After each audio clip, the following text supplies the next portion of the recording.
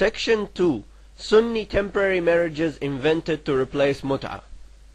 The mut'ah marriage solution is totally absent from many societies, and particularly the Sunni societies who have prohibited this type of marriage.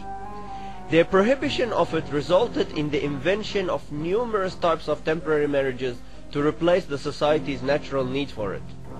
Some examples of these marriages which were invented to replace the sunnah of mut'ah marriage are as follows: Zawaj Binyat Attalaq, Zawaj Misyaf زواج عرفي، زواج مسيار، زواج مسفار، زواج فرنس، زواج وزواج وزواج.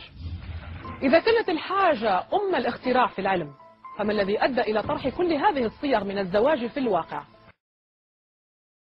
Not only that most of these invented marriages have no reference whatsoever in the Quran or the Sunnah, but many of them include transgression within their terms and conditions. We will go through these marriages and highlight the problematic elements involved in each of them, if any exists. The first one is Zawaj Binyat Attalaq, which means marriage with the intention of divorce. This is a permanent marriage which is made temporary by using divorce to terminate the contract after a specified period of time. However, the intention of divorce must be kept hidden from the wife. This marriage was allowed by Abdul Aziz bin Baz, the former Grand Mufti of Saudi Arabia and the global Salafi movement. Here is the fatwa on his official website.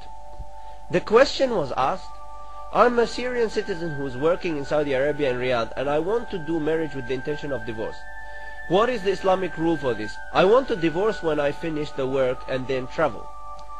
The answer: there is a difference on this issue, but the majority say that it is permissible, because the intention is only in his heart, and there is no condition made with the wife or her family, so it would not be regarded as mut'ah. This is a legitimate marriage according to the majority of the scholars, and the fact that he intends to divorce in the future does not affect the legitimacy of the marriage. Divorce is allowed for him when he needs it, as long as he doesn't make it into a condition. If he makes a condition with the wife that he will divorce her after a specified period of time, then this would become the haram mut'ah. As long as the intention of divorce is only between himself and God, and there is no announcement of this condition, then this is right according to the majority of the scholars. This fatwa is also documented in Ibn Baz's book Masail al-Imam Ibn Baz, Dar ibn Hazm, the first group, page 185, questions 530 and 531. In question 531, they specifically ask him, doesn't marriage with the intention of divorce constitute cheating the woman? He answers, no.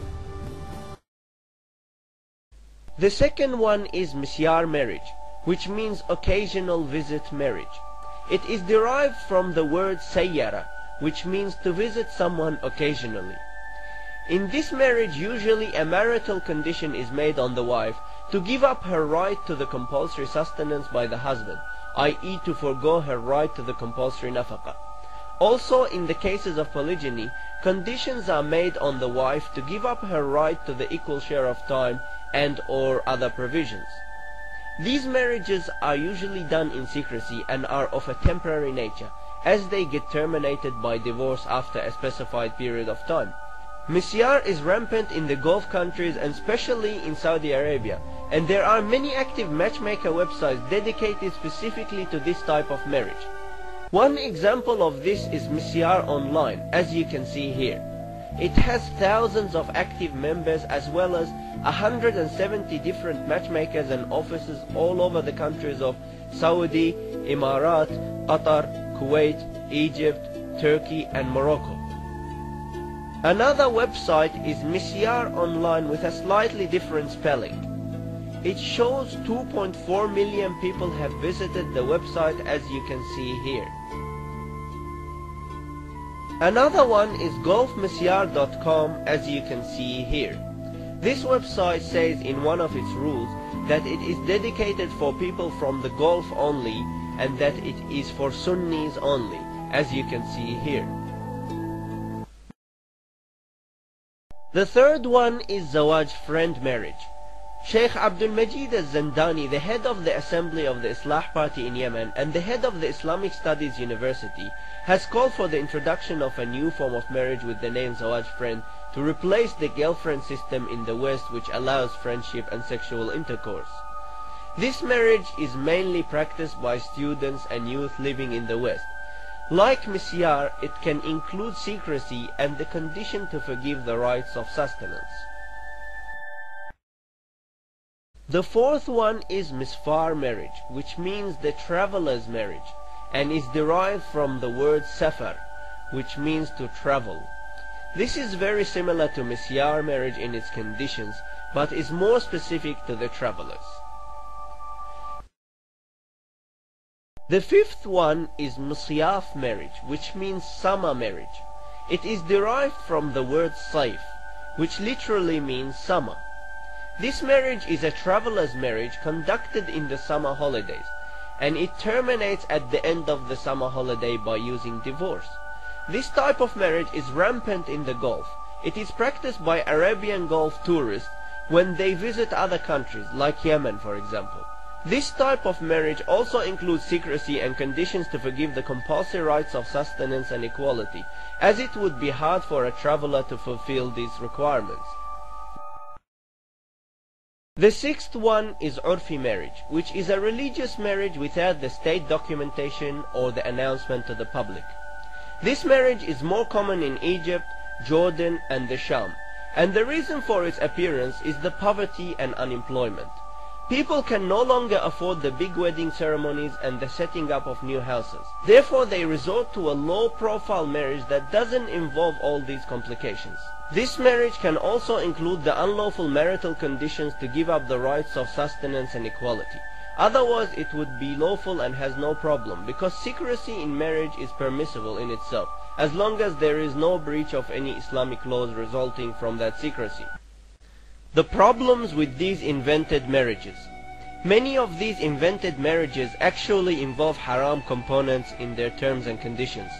They include components which are conflicting with the essence of the Islamic jurisprudence. For example, in the Zawaj Binyat Attalaq, the husband is required to conceal his intention to divorce the wife after a specified period of time. This constitutes leading on, which is essentially dishonesty and deception, and is absolutely forbidden by the school of Ahlul Bayt. In contrast to this, with mut'ah marriage, there is transparency and mutual agreement about the period of time, and no deception involved and no leading on. Also, in the case of mut'ah, the separation does not need to involve divorce, which is highly discouraged in Islam. This is because mut'ah simply ends with the expiry of the designated period, without having to terminate a permanent contract by divorce. Another example of haram conditions that could arise in the cases of Misyar, Misfar, Misyaf, and even at times in the Urfi marriage is when the husband makes a marital condition on the wife to give up her right to the compulsory nafaqah or her right to the equal share of time in the cases of polygyny. These marital conditions are rejected by the school of Ahlul Bayt and deemed invalid because the permanent wife's right to sustenance and equality is compulsory, and marital conditions cannot disable what is compulsory. Finally, another example of potential haram that could arise from these types of marriages is the hypocrisy and lies that could arise from the secrecy which is typically inherent in the nature of some of these marriages. Secrecy is allowed in itself because the announcement of marriage is only mustahab and not obligatory. However, the secrecy situation in most cases can lead to lies and hypocrisy, which are absolutely forbidden according to the school of Ahlul Bayt. Section 1. Analyzing the wisdom behind mut'ah marriage and the harms that have resulted from banning it. Allah Almighty, with His infinite wisdom, has sanctioned the institution of temporary marriage due to His accurate knowledge of society's needs. He has installed a full marriage system to organize the relationships between the two genders and hence organize the family life. Temporary marriage is one part of this full marriage system and is a solution for society. The disablement of any part of the marriage system would definitely give rise to many unlawful alternatives to replace the society's natural need for that lawful institution. These unlawful alternatives result in the destruction of the marriage system which governs the family unit, that is essentially the cell of the society. If the cell is destroyed, then the whole fabric of the society gets destroyed, and this is what we witness today. Prohibiting what Allah made lawful is just as bad as legalizing what He has made unlawful. Both cases constitute tampering with the religion and challenging God's infinite wisdom. Psychologists and criminologists are unanimous that the poverty and lacking are the root causes of all evils in the society. The prohibition of the lawful institutions actually institutes for lacking, creating deprivation, desperation and poverty, the very problems that religion has come to combat and eradicate. Imam Ali said, if Umar did not forbid mut'ah, then no one would have committed fornication except the very evil. And he also said, no one would have committed fornication except very few people. Each time one door of halal is closed, many doors of haram are opened as a result of that closure. This phenomena has been repeatedly demonstrated in the societies throughout history. Whenever people prohibited an institution that God has made lawful, the society automatically replaced it with many unlawful and destructive alternatives. For example, the Catholic priests who prohibited marriage on themselves were struck with an enormous chain of scandals related to sexual deviation.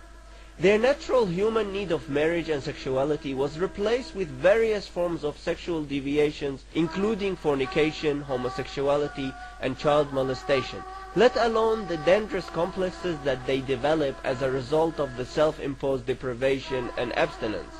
Another example of this phenomena is the prohibition of the lawful polygyny, in which religion has sanctioned, encouraged, and even obliged in many different situations.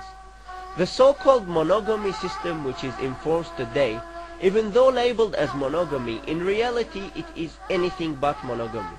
The lawful polygyny, which is a natural need of society, was automatically replaced with extramarital affairs, female prostitution, and many other forms of sexual deviations.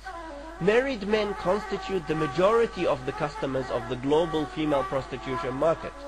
Some statistics showed that 50% of married men end up committing adultery, and this is not even including those of them who intended to do so but actually failed to do it. Nor does it include those of them who fell into lower forms of sexual deviations other than what could be defined as adultery. This phenomena, where destructive alternatives replace the banned lawful institutions, actually applies to the bans placed on early marriage and temporary marriage as well. The prohibition of early and temporary marriage has resulted in alarming disasters amongst the youth and adult population. The youth reach their biological age of marriage at puberty. However, they are legally and socially denied the right to marriage for many long years after their puberty and biological readiness for marriage. In this long period, they are very likely to fall into various forms of emotional and sexual sins and develop complexes resulting from the deprivation, desperation, and prohibition that they face during that period. For example, statistics show that an alarming 43% of the Muslim youth end up fornicating before marriage. This is only one example of the many harmful consequences resulting from prohibiting the lawful institution of temporary marriage. There are dozens of other harmful consequences, some of which we will discuss later.